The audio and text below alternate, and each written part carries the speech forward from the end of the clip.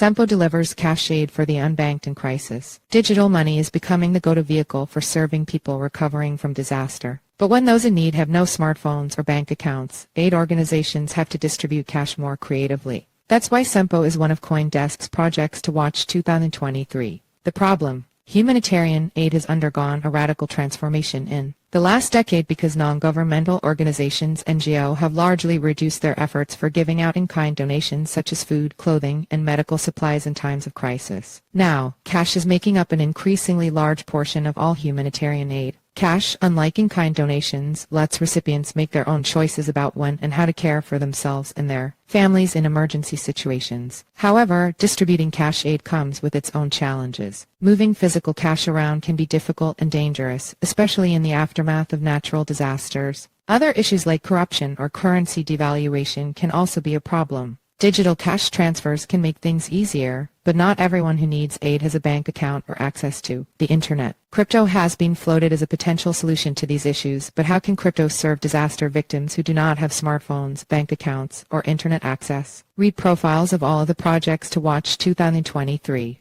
Reclaiming purpose in crypto. The idea. Sempo. Sempo was started in July 2017 by a pair of young Australian entrepreneurs, Tristan Cole and Nick Williams.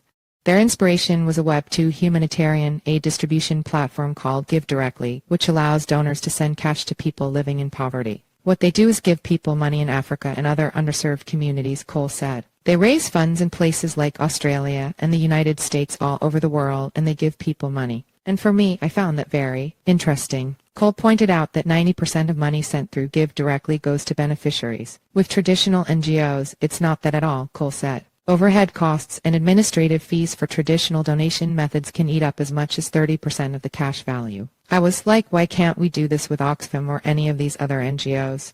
Cole said when he and Williams reached out to humanitarian aid organizations, they found that the organizations were struggling with major technological challenges in running their cash transfer programs. There's no infrastructure in the places we work, Cole said. Like in Vanuatu, the banking infrastructure isn't great. Most people are unbanked who actually need the assistance. So that's what really inspired me. I'm very interested in how we can do more financial empowerment for others. There's still so many people who don't have access to things that we take for granted. One such thing is access to the internet, which is a major challenge for many projects Sempo works with. Other crypto-native aid distribution programs, like Stellar Aid Assist, require the internet to function. But blockchain-powered Sempo has an option that doesn't require the internet to function. Instead of sending crypto between beneficiaries and local merchants, beneficiaries can instead use a tap-to-pay card that doesn't require an internet connection. The pay card is used by Oxfam as well as others, Cole said. It's used in places that maybe have lower levels of digital literacy, lower financial literacy, and ultimately, places that don't have great internet infrastructure because it can work offline at times, which is the real key selling point there. Open source aid. The project went through several accelerators in Australia and the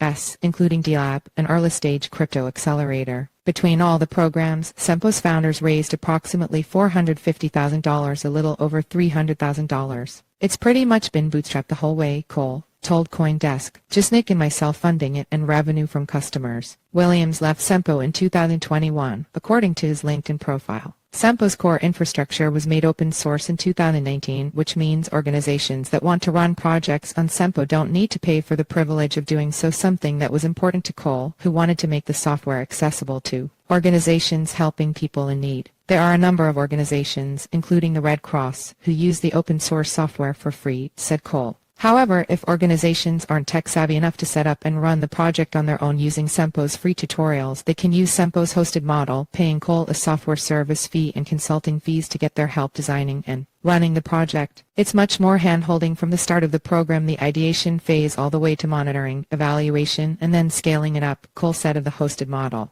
Eventually, once a project is set up, it can transition to an unpaid, self-run project, which happened with the Red Cross and another project called Grassroots Economics, Cole said. He said he is currently working with Oxfam to help it transition its hosted project to a self-run project as well. Cole's ambition for Sempo is to eventually help all projects transition to a self-hosted model. It's a part of growing up. You have to learn to let go, Cole said. The best transition for Sempo was to move to just a fully open source model because it's the purpose of working with nonprofits.